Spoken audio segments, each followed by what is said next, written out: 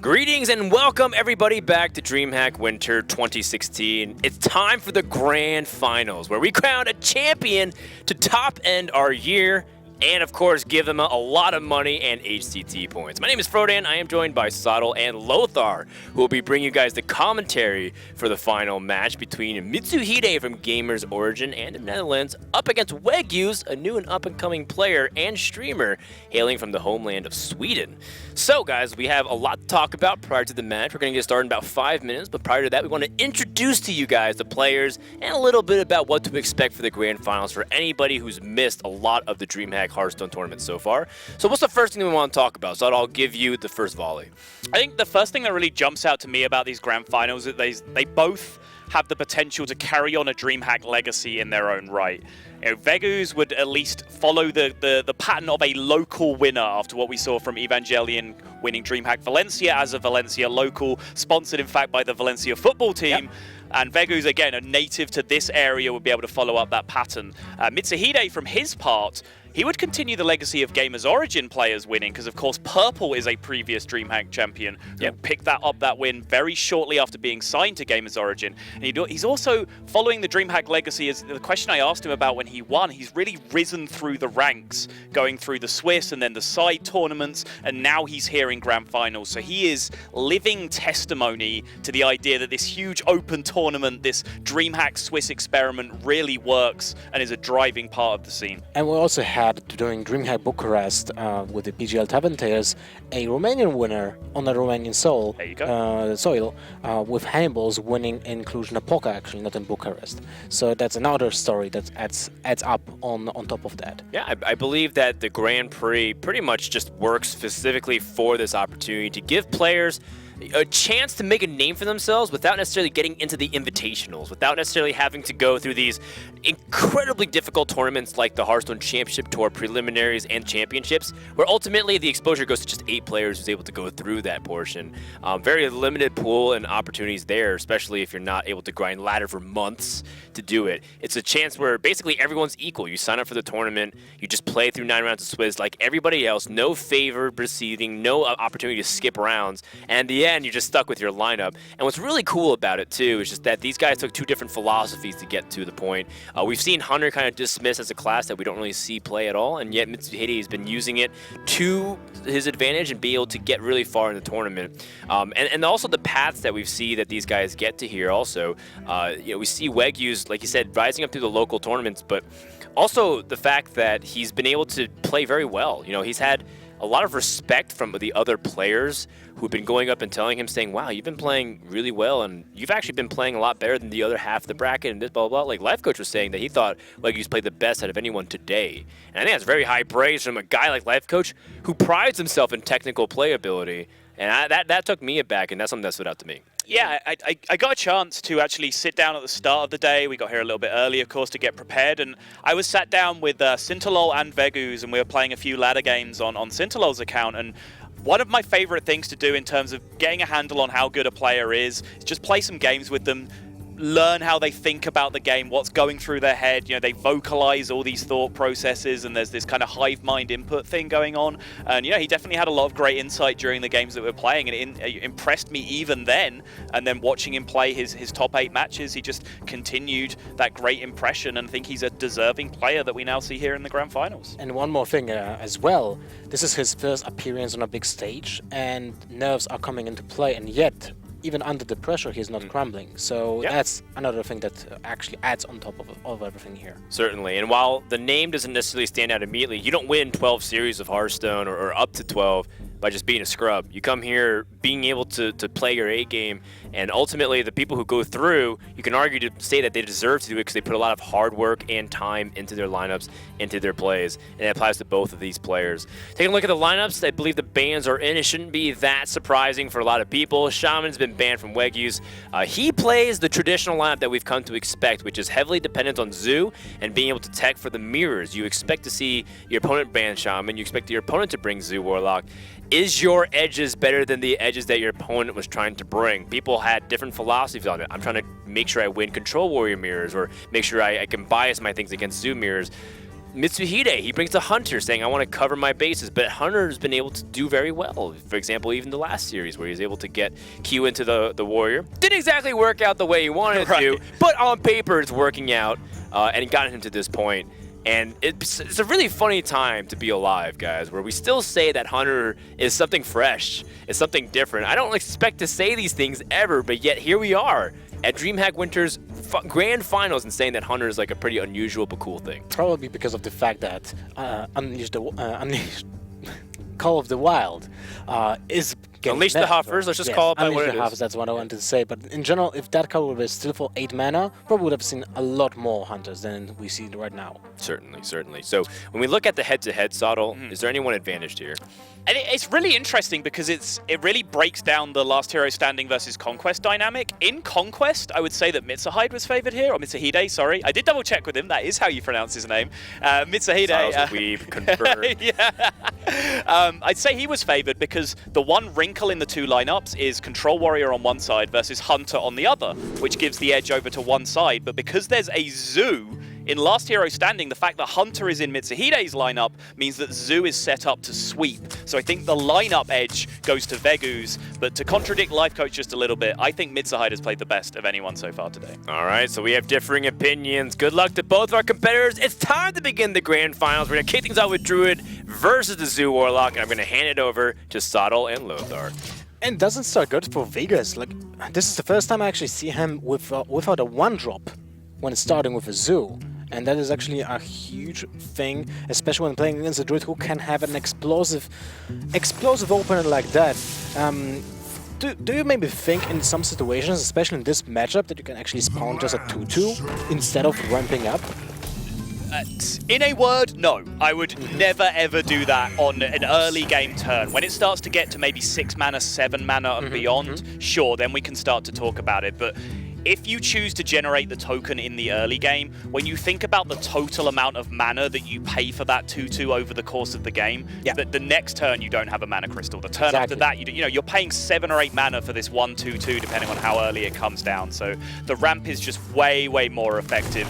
Mitsuhide here does get the early presence, and what a start this is. We have not seen that percentage, whatever it is, be it 40% or 10%, as Dan said earlier, that Druid wins this matchup. We really have not seen it this week at Dreamhack, but now, after this start, maybe finally Mitsuhide is going to be the one to get the lucky break in the bad matchup. It seems like the stars are aligning for him, because now, on turn 3, basically, he is allowed to play as a Drake with the spell damage on a Moonfire to clear a minion, basically having a huge board advantage, tempo advantage, and card advantage. I mean, not losing card advantage at the same time.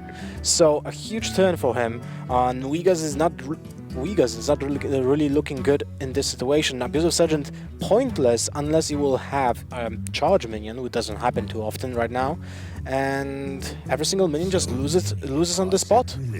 Yeah, really does. And you mentioned he didn't have a 1-drop in his opening hand. He did, of course, have that Abusive Sergeant, but this is the big nerf to the Abusive. It still does what it does when you have a board. You know, the +2 effect that has charge, essentially, is amazing if you have got a minion on the board. But in the old days, we'd quite often see Zoo just keep Abusive to play on turn 1 just to have that consistent curve. You can't do that anymore when it's a 1-1. It's just too individually weak. And you see Weghuz getting punished here significantly for that Abusive nerf. And wow, what a curve. It seems like just Ancient of War being nailed to the coffin. Can't really do much with that. Doomguard has to be played on turn 5 to get it back on the board, but with that being played on turn 5, you sacrifice a lot of card advantage, and now... okay, this kind of changes situation, but if you play the Wrath, even if you play the Wrath, you can't really develop the board. Right. And that's the thing. The line is War this turn into Wrath Arcane Giant next turn. That's what you're going to end up doing. So yeah, generating the 5/10 here, absolutely correct in my opinion. Weghuz does pick up the second Doomguard, but it's 1 card too deep in the deck for the immediate impact that he would have loved here. So he's going to have to take a little bit of a slow turn, just developing into this Ancient of War, not being able to punch through it. And now, because the Doomguard is quite correctly probably not going to attack from Weghuz. The Arcane Giant Wrath Punish can potentially come out here, but does Weghuz have the insight to attack in here? I actually think that the attack is really needed. Interesting. First of all, because you don't have access to many 5-attack like clusters, basically, on this deck, because you don't play POs anymore, right? Okay. The Soulfire deals 4, you would have to sacrifice still the Imp. You have the access to Doomguard, right? So if you trade this turn, your opponent will most likely kill your Councilman and then leave it on the mercy of the Flame Imp, right? If he doesn't use the Wrath. And even if he doesn't do that, he can still use the Doomguard. But it's 100% that you will trade. Okay, I mean, that makes sense. There's no point in attacking with the Doomguard to play around Wrath, because if your opponent has Wrath in their hand, what happens is exactly what you saw here. He still manages to clear your board with that Wrath. But the explanation you gave, I'm totally on board with that. That makes sense. But either way, it's a formality, really, because Mitsuhide had this Arcane Giant to back up the Wrath that he did have. And now even this Doomguard, one of the most powerful effects in the game when you can play it from an empty hand, is just not going to be strong enough to compete with this insane power start that the Druid's been able to put together. And even that Mitsuhide paid for that explosive start with an Innervate and did lose. Oh, baby. Jesus. did lose a lot of card advantage at the beginning. He's still ahead in card advantage because of the fact that Weghuz was pushed to use both of his Doomguard with still cards in hand. So now this is actually kind of ridiculous. The Nourish can be used as a 3-mana draw 3. He will have 2 mana left. You can actually Feral Rage this turn, because both Doomguards are used, meaning there is nothing that kills this Fandral from an empty board. So by clearing up the board, you actually have a guaranteed Nourish the next turn, unless it's Soulfire tap Soulfire, or Soulfire tap Peddler into Mortal Coil. Or That's the only way this goes down. Yeah. A single Peddler doesn't do much, so it has to be double Peddler, but he already played one. So by using the Feral Rage now, you guarantee the Nourish, you guarantee your Fandral sticks around long term. If you just Nourish there and whiff on picking up a 2-mana or less removal to take care of the Doomguard, your Fandral dies immediately and you actually get less long-term value out of it. So this play actually makes perfect sense from Mitsuhide. And now it's a hard decision for Weghuz. Like, if he wants to use the Soulfire first, it's not a hard decision at all. He makes the right play. He sees the lines. Bottom right, buddy. There you go. 1 game to Mitsuhide in the end, and there you have it. For the first time that I can remember seeing, at least on stream, Druid managed to get it done against Zoo in the unfavored matchup, and that is huge in Last Hero Standing when you can pick up a win in an unfavored matchup. True, but I also picked up the music right now. That's new, I think. But you're correct. This is the first time I actually see the Druid winning against Zoo on stream, at least, and it's huge because that was the deck that we hyped so much, that is capable of sweeping your opponents and just winning the game on the spot. Here we have Mitsuhide with his own Druid, and his hand has a Wild Growth and a Maya Keeper, so access to double ramp. And this is huge in this matchup. Yeah, that's Weghuz. Yes. Mitsuhide has the Raven Idol to have a chance to get a Wild Growth from it, but doesn't get it. Yeah, Starfire, the only real high-value card here. Savage Roar, not of any great use unless you're playing the token variant. And yeah, one of these openings is significantly stronger than the other. You can write in at home and let us know which one it is, but I'm pretty sure you can work it out. Wild Growth, Maya Keeper, Innovate in one hand, and just a slow, clunky collection of mid-game and late-game minions in Mitsuhide's hand. So Weghuz definitely has the advantage early on, but the Druid Mirror is quite often set up for the long game, and it comes down more to Ragnaros tempo and Arcane Giant tempo in the late game than it does to these early game skirmishes, but the player that hits the ramp is obviously, it goes without saying, just enormously favored. And that was always the case. Yes. Even with different Druid decks, the Wild Growth and the Innervates is a staple that every single Druid plays, unless it was the aggressive Druid without the Wild Growth, but still with the Innervates. Yes. So basically any mirror match is heavily depending on the mana ramp. Was it a Raven Idol into Raven Idol? It was, it right? Yep. Well, at least it's like a coin for the Arcane Giants in this case. Yeah, very true. He had the option of picking up a Nourish, which maybe can go along with this heavy hand that he has, but it's too far away if he picks it up at this point, so he does just go for the Raven Idol plan. trying desperately to find a wild growth of his own Right. to catch up with some of this mana advantage. Doesn't get it. Another 3 mediocre options picked up. He's going to go for the bite. Just making sure he's got plenty of that mid-game removal. This makes sense because I think Mitsuhide can see he's going to be playing from behind in this situation, and he's going to need a few of these mid-game removals to deal with a few of the mid-game threats. The Maya Keepers, the Fandral, the Emperor, make sure none of those run away from the game. Then maybe his own Emperor and Rag can start to drag him back into the game. True. Also, Bite is a good answer to a Fandral after you use the swipe and the Starfire. It's very I mean, true. he has a wide array of answers when it comes to mid-game minions, but the problem is, at some point, those minions will become, well, quite huge, and a single answer will not be enough. I'm not sure if even Mitsuhide is playing a Mulch. Mitsuhide, let me see. He does not have a Mulch in his Mali Druid. He has double Feral Rage, whereas Weghuz has 1 Mulch and 1 Feral Rage, so small difference in the lineups there, but no Mulch in Mitsuhide's version of the deck. And now it's just going downhill for Mitsuhide when he will see the second ramp in the form of a Maya Keeper, so not only board presence but also the mana acceleration, and this has to be answered. Arcane Giant, not bad, because you have access to fall spells and the Emperor, so it is an actual threat that can be played even before the Ragnaros.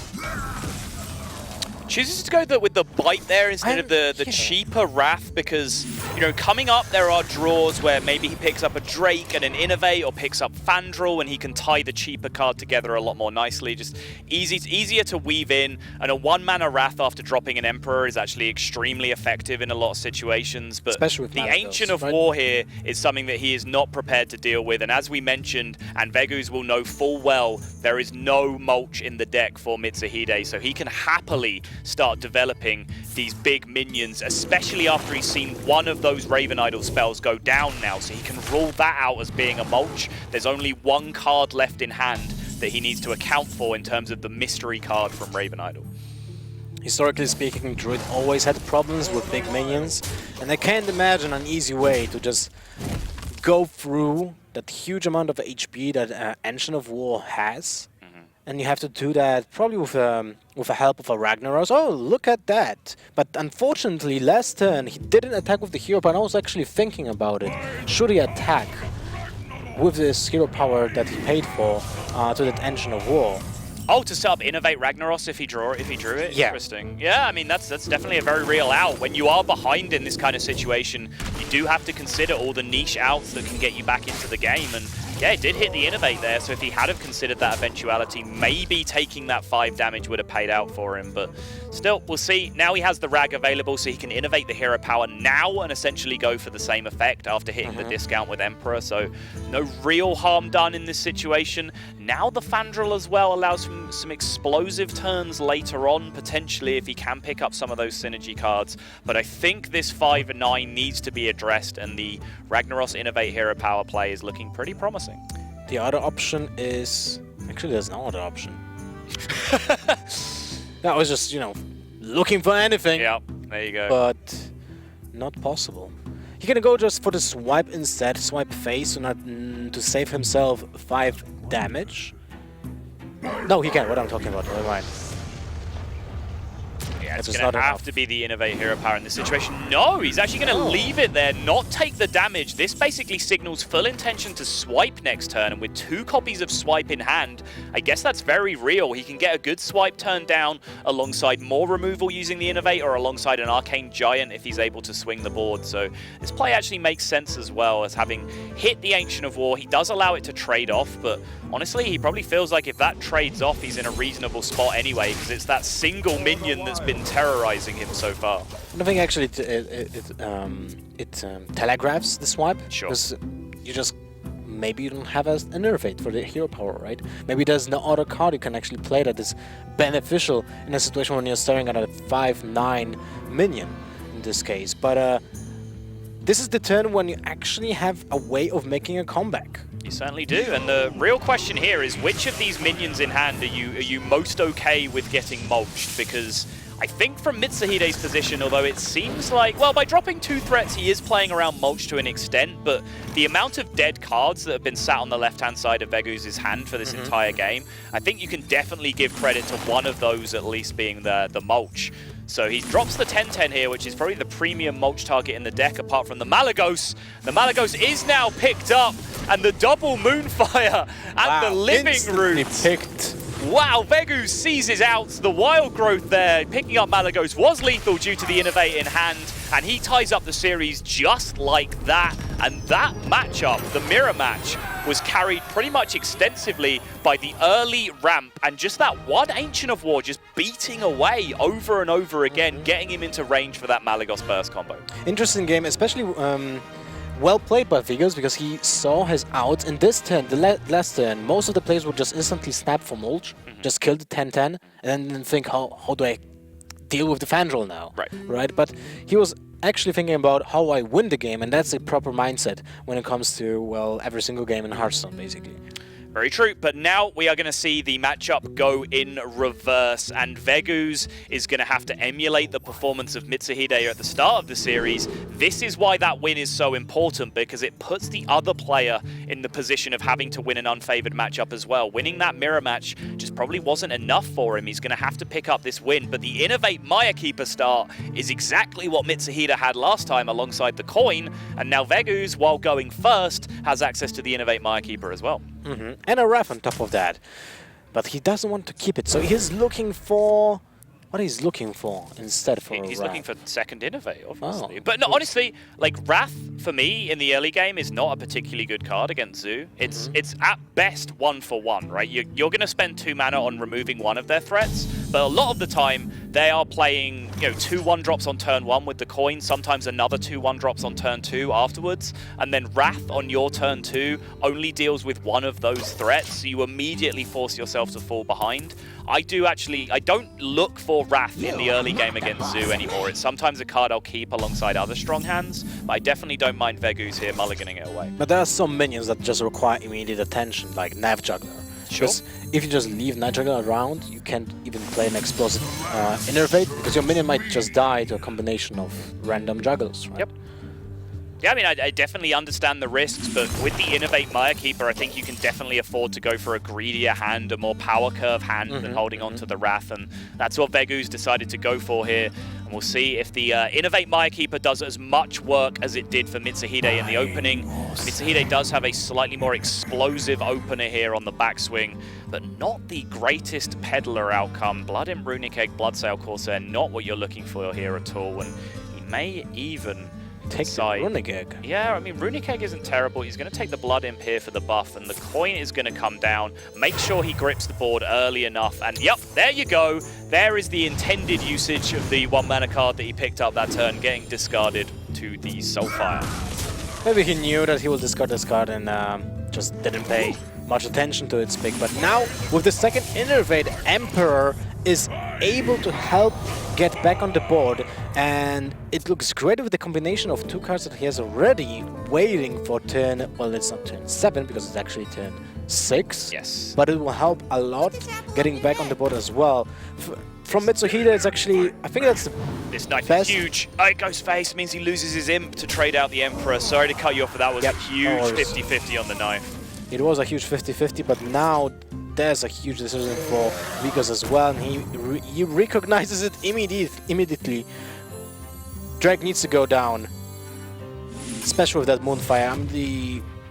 Would you consider playing the Living Roots just for 2 1-1s here? After one Knife Juggler was killed? I actually would have done, yeah. You've seen one Knife Juggler come down. You're a little bit exposed to Argus for a value trade, but not enough that it matters. Like, Argus would be a weak play if it then value traded into a 1-1. You have the other 1-1 remaining to just completely dominate the board. I think I would have liked to see the Roots come down as board presence in that state, but with the Drake on the board and a second Drake, the second Drake was drawn, but with the Drake on the board, he was just valuing the strength of it as a removal option. A lot of decent 3 health targets that he can use, lots of valuable 1/3s in the deck that you want to be able to take care of. So I can understand his reasoning, but I think I would have gone for the board presence in that situation. And now the huge discard, and it leaves the Golem in hand still. This is a chance for Weghuz to actually take the game back with Druid again. Yep. And it's been markedly similar to what we saw from Mitsuhide. We saw from Mitsuhide, we saw Innovate Mirekeeper come down, we saw Drake Moonfire come down. Both of those things happened. Mitsuhide actually chose to generate 1/1 tokens on the board on the turn where he got board control and just continued pushing and dominating from there. Weghuz had the opportunity to again do that exact same thing, but passed it up. So they have both had nearly identical draws and defeated the Zoo in the same fashion. Now he's even starting to raise the Zoo because that Acid Drake is actually a beater. It's a huge amount of damage when you consider that it's for attack. And you still have the swipe in hand, so you have a huge margin of making an error here. Because you just have the tool to reset the board basically. Yeah, Mitsuhide just tapping away here, trying to pick up some kind of answer to this Azure Drake, but he's just going to have to continue developing into it. And whenever Weghuz feels significantly under pressure, he has that kill switch that he can flip in the form of the swipe to be able to tidy up the board. That time might be now, depending on what he can pick up from this Raven Idol. Does he even maybe go for a minion in this position to try and get a grip? Yeah. A minion will be actually better, and he goes instantly for it. Good choice. Okay, now let's think about it. There is no 10 cost minion in his deck because he's not playing the Ishar version. Correct. So that falls down. Yep, easiest mounted Raptor of my life, just fills the curve, swipe clears the board, Raptor comes down. This was an insane turn for Weghuz. The Raptor is actually insane in this matchup as well. Yep. Trade with almost every single minion apart from Imp Gang Boss and Consulman, and you still leave a minion around, so that's actually insane. Oh, right after the swipe, down goes the Forbidden Ritual, which changes the dynamic, but fortunately for Weghuz, his opponent is at 13. And that's an awkward turn. Yeah, it really is. He just doesn't have the life to sustain this push anymore. I don't think he's going to need really efficient buffs this turn so that he can deal with this board and produce an aggressive board presence without having to tap too much this game. Dark Peddler could definitely get him there, but he's going to need the abusives, the power overwhelmings, potentially. Direwolf would have been the best natural draw from his deck. Shield Bearer, not really what he was looking for. I know we're seeing Zoo dominating again, but there's no reason to go all the way back to Shield Bearer. Come on. Somewhere in the world, and I know it's in Sweden, Yon Shopping actually, Reynard is laughing right now. Reynard never laughs, come on. I saw him laugh once. Okay. He didn't enjoy it. The juggle goes straight to the dome. Doesn't really impact the situation. Now it's kind of awkward. It all depends what kind of one-drop is being spawned by the Raptor. It's a measly 1/1. Second juggle goes to the Moloch. And now it looks interesting, to say the least. The mulch can be used just to go through that wall, through that shield bearer, but... Yeah, but now the race is on. He just has to draw a damage source. Wrath can recycle here. Mulch can be used to take care of any high-value minion he needs. And the other thing that works in Weghuz's favor in this situation is that any minion that he plays has to be dealt with from the Zoo, so that he can buy himself a lot of time, just in that way. I believe he still has both Nourishes left in his deck as well that can dig him through. So his outs are fairly extensive at this point, although the Drake was killed, which plays around the Living Roots #2 as an out. Yeah, he played one Living Roots, that's correct. Yes. So what are his outs? Second swipe. There are no more Druid of the Claws in the decks anymore. Nope. So no more charge minions like that.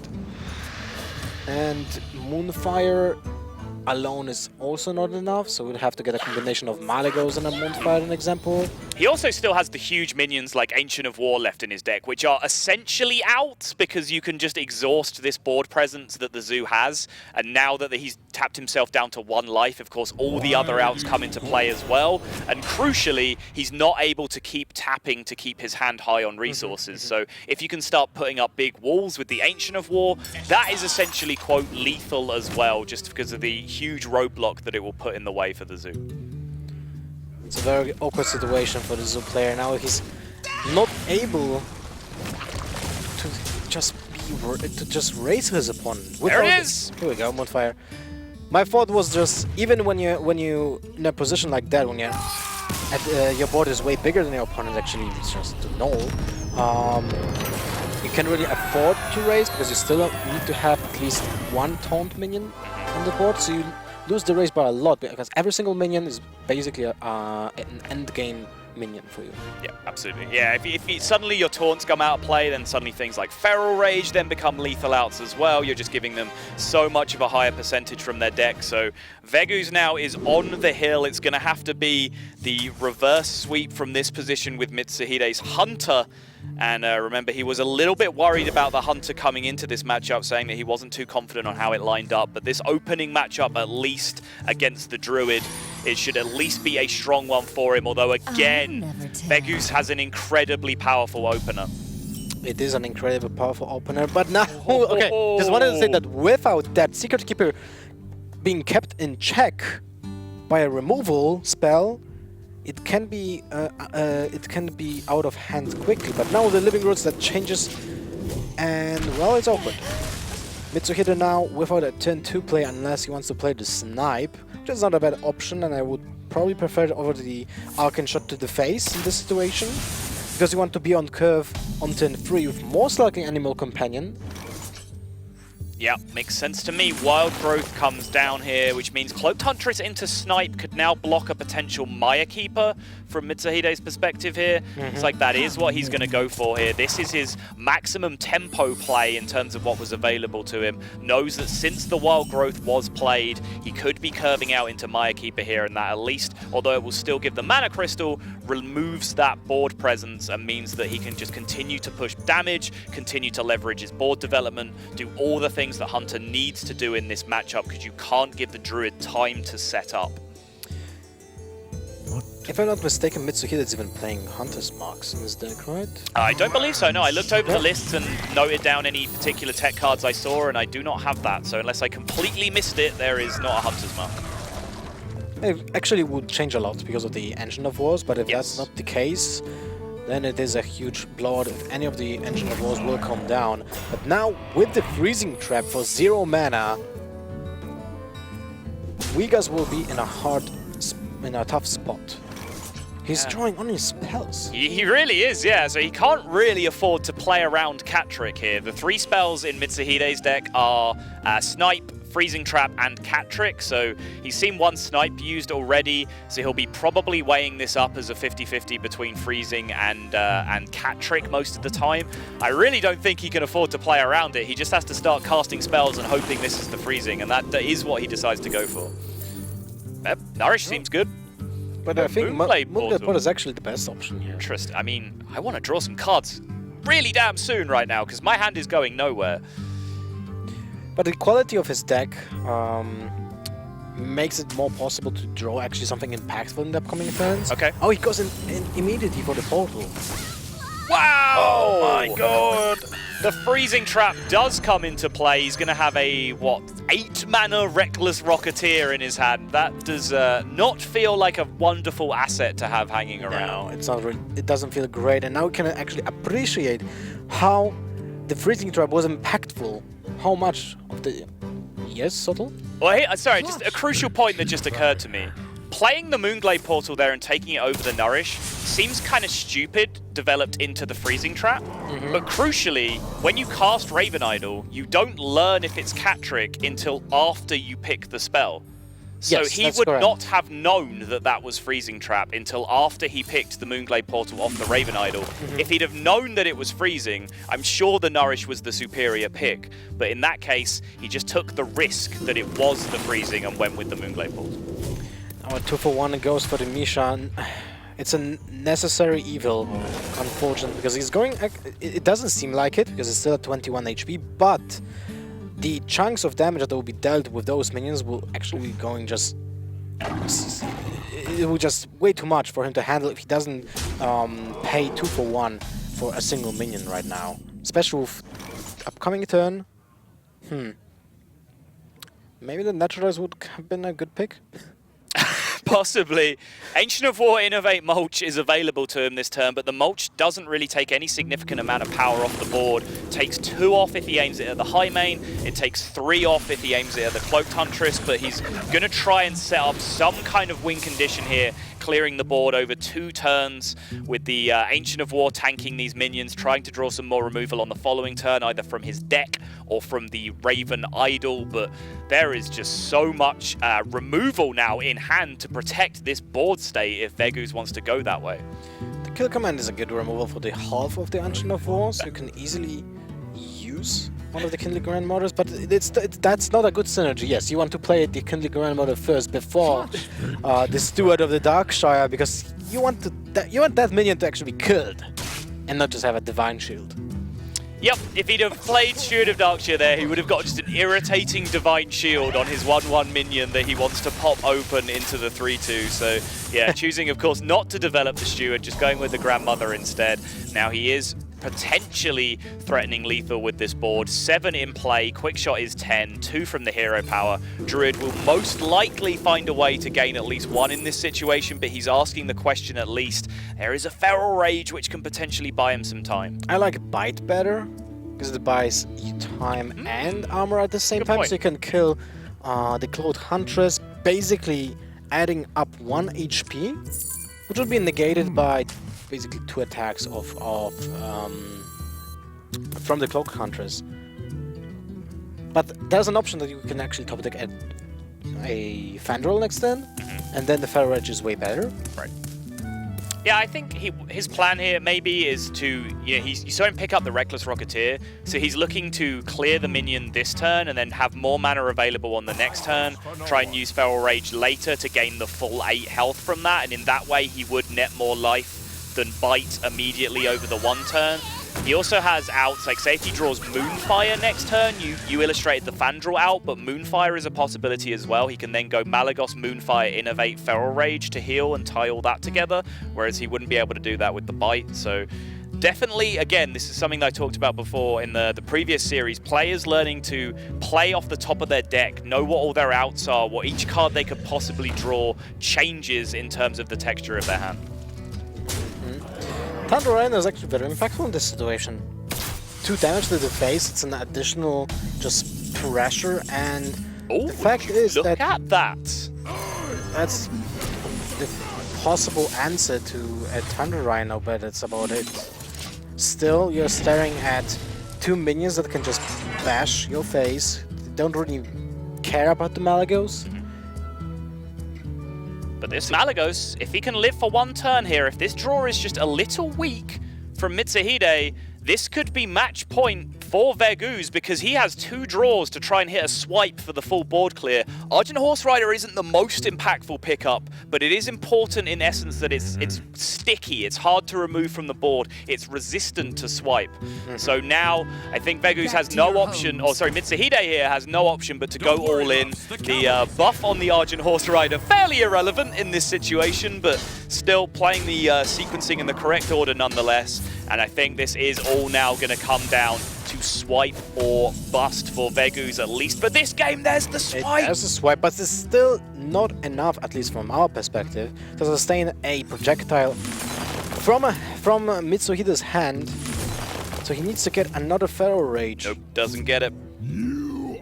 So yeah, he's going to make the trades in the best way that he can, taking the minimum damage, swipes the face, gets the board clear, but this quick shot in hand is going to mean that we're going to go all the way to Game 5 in our Grand Finals, and I wouldn't have it any other way, Lothar.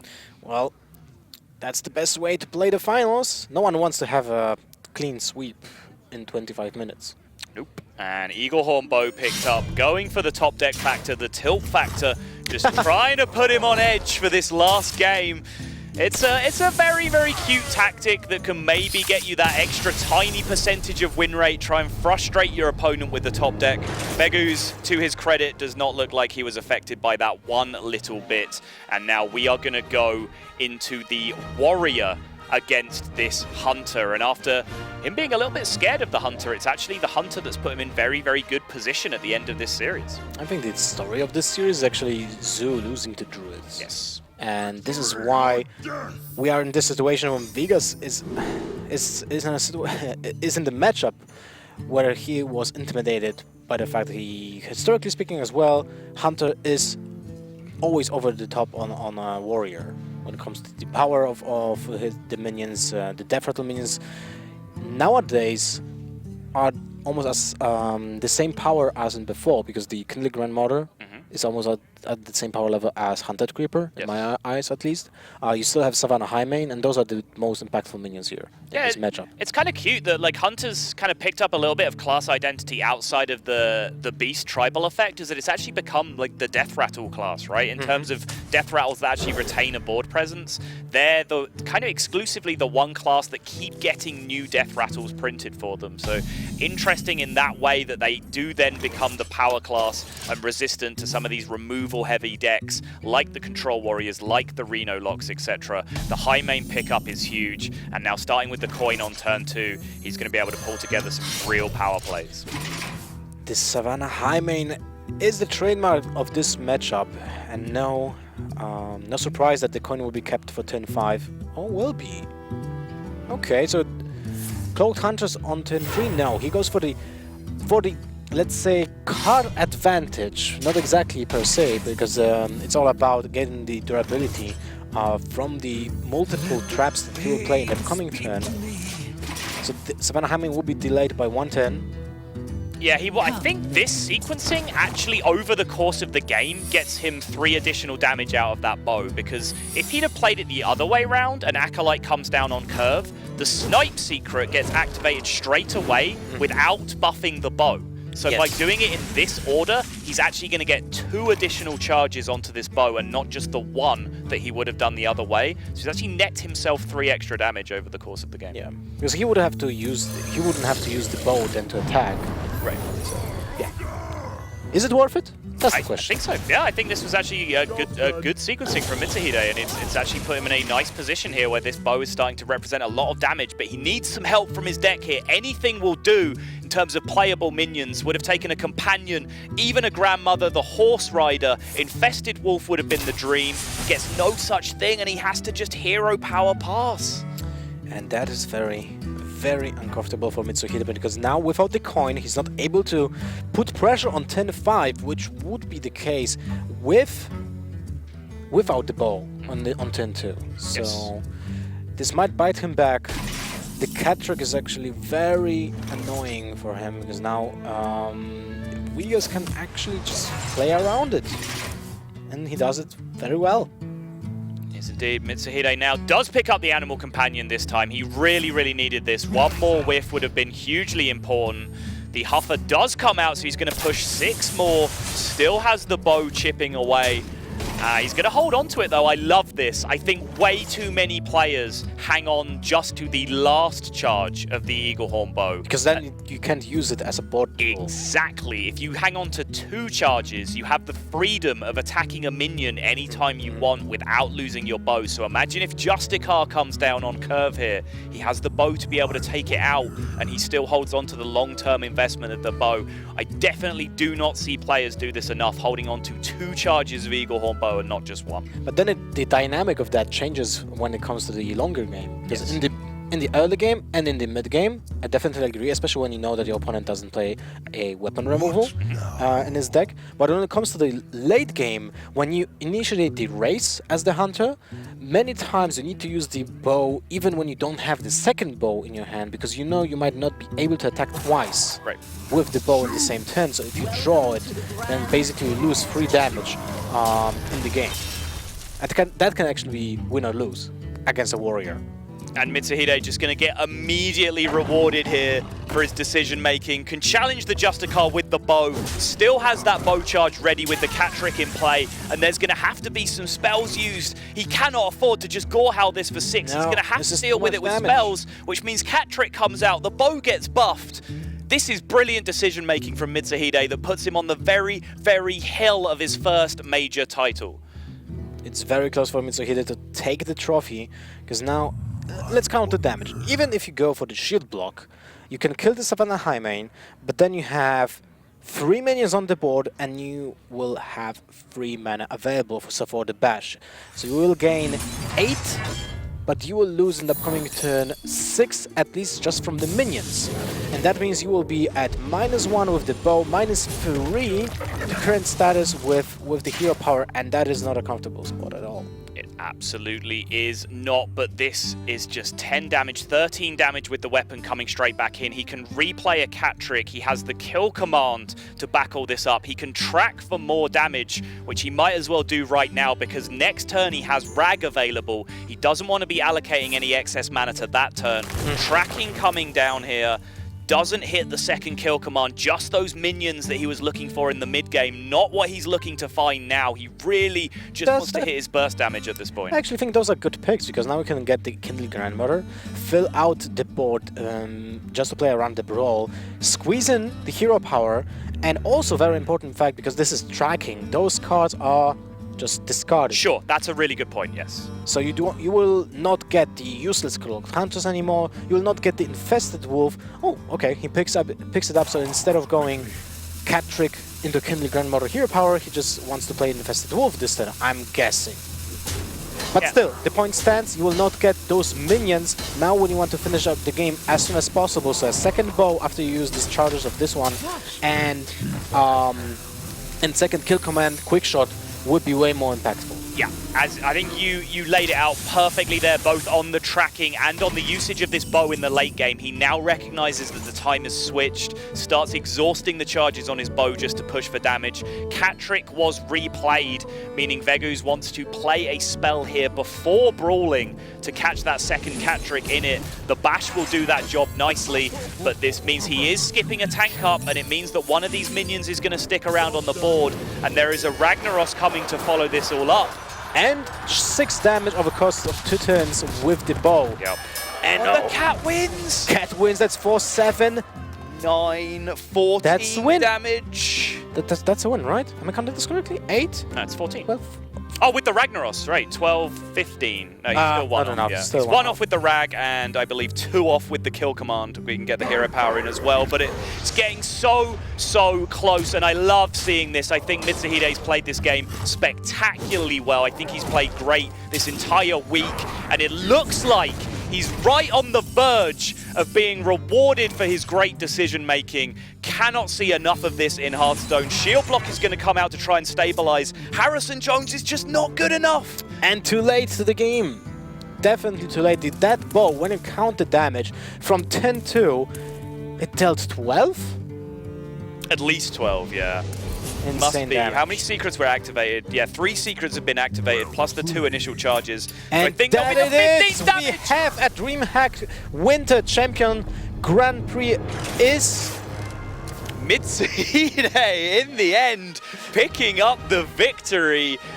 Frodan, what an amazing performance from Mitsuhide. I'm so stoked to see that, honestly, because I really think he's pulled himself through there with some exemplary play, which is perhaps something we don't get to say often enough in Hearthstone, but in this case, I think it's absolutely true. Yeah, fantastic job. I think you captured a lot of the analysis perfectly with the bow on turn 5 going to turn 6 for that Hunter versus Warrior. And I think what a fitting way to end it for the tournament, given that Mitsuhide made the call for the meta, bringing Hunter and being able to play it very well in a pocket where everyone kind of thought that Zoo and Control Warrior and Druid would dominate everything if you ban the Shaman. Also fitting that for the second year in a row, Gamers Origin member was able to win Dreamhack Winter and close out the year high for the French community once again, setting their spirits up in the cloud. They're so passionate on social media. They're so passionate on all the forums, and I can't really find another fitting way for us to end Dreamhack Winter. So congratulations, Mitsuhide. What's going through your mind right now, man? You're the Dreamhack champion. I really cannot believe it. Like, it's unbelievable. I'm super happy. You know, I think it's also, we were saying, fitting that the Hunter was able to end the series. Is there anything that specifically you can recall about the series that stuck out to you during your best of 5? Well, like, I lost the Zoo versus Druid, so I thought, like, at that point, it was his Druid is probably favored against my Hunter, so I was a bit uncomfortable at that point. But when I won with the Hunter versus the Druid, I knew his Warrior was really weak to my Hunter. It was just a regular without Nuzot and Katoon, so it was really favorite then. What's it like, representing Gamers Origin in France, or I guess the French-speaking community, excuse me, and the fact that you guys were able to take it 2 years. Last year we had Purple, Freshhoff is America's championship, going into BlizzCon doing well, and then you are able to win it now, and I'm guessing the entire community is super happy for you. Yeah, the community is great. Like, they're all cheering on Twitter, and the French community is just the best, by far. All right, go ahead, guys. Open the floor for some more conversation. I'm actually quite surprised that you said that you're unfavored against Druid, right? Yeah, same thing. Yeah, but his Druid was running double Ancient of War, and I thought, like, if it ramps into the Ancient of War, it's really hard for the Hunter to get through. It's probably close to 50-50, but yeah. You talked about the progression where, the first Dreamhacks that you were entering, you had, middling results, but you tried to enter the side event, and that gave you confidence to perform well in the tournaments. What's been the journey like, man, from entering the first couple of Dreamhacks that you're going to all the way to this point? Absolutely great. Like, I just keep practicing and keep doing the tournaments, and at some point, you're just gonna make it. Do you feel the improvement and with the opportunity to enter these big open tournaments? Yeah, for sure. Like, Dreamhack gives a lot of experience. When I play Dreamhack, I learn way more than when I practice for like 2 months or something about which decks to include and all that stuff. Awesome. You guys have anything more else? I think we can get some of the final things underway. Yeah, absolutely. I just want to give you a real heartfelt, well played, honestly. I got way too hyped watching that series towards the end there because you were playing great, like holding on to the bow, like the 2 charges of the bow to make sure that you had the tempo, like little touches like that, and even coining the bow first and then playing the Huntress afterwards was really clever as well. I love seeing great play get rewarded, so honestly, congratulations, you're a deserving champion. Thank you. And with that, I'd like to present to you the trophy. The Hearthstone Grand Prix Dreamhack Winter 2016 champion, everybody. It's Mitsuhide. You guys can't hear, but there's a round of applause going across the venue. And of course, a bunch of his friends and press are actually gathered right behind this camera right there. So look out behind you. You're about to get bombarded by a bunch of press. Congratulations. We've had a wonderful year of Dreamhack Grand Prix, starting with Dreamhack Austin, where Chalky was able to win it, another local hero starting there. Going into summer, where RD was able to repeat, and then Evangelion winning on homeland soil back in Dreamhack Valencia. Wrapping up here with Mitsuhide, keeping the Dreamhack Winter Champion trophy home in the French-speaking community. Congratulations to everybody, and a big thank you to everybody involved. Go ahead, this is also your time to say thank you to anybody and all the fans as well. Thank you to all my practice partners, Gookboy, Chinois, Dennis WF, Bubblebox as well, my teammates, the sponsor, PokerStars, my team for sending me, of course. If I forgot anybody, I'm sorry, but there's so many people I practice with, so thank you all. All right, and with that, that concludes our year of 2016. Next year, we've received confirmation that Dreamhack will also be doing more Grand Prix. So if you get inspired by Mitsuhide, if you get inspired just by the atmosphere and you love Hearthstone and you want to compete, look out for more opportunities local to you. For 2017, it's going to be an awesome year. From Frodan and everyone else here at Dreamhack Jönköping, Sweden, thanks for watching, and we'll see you guys next time.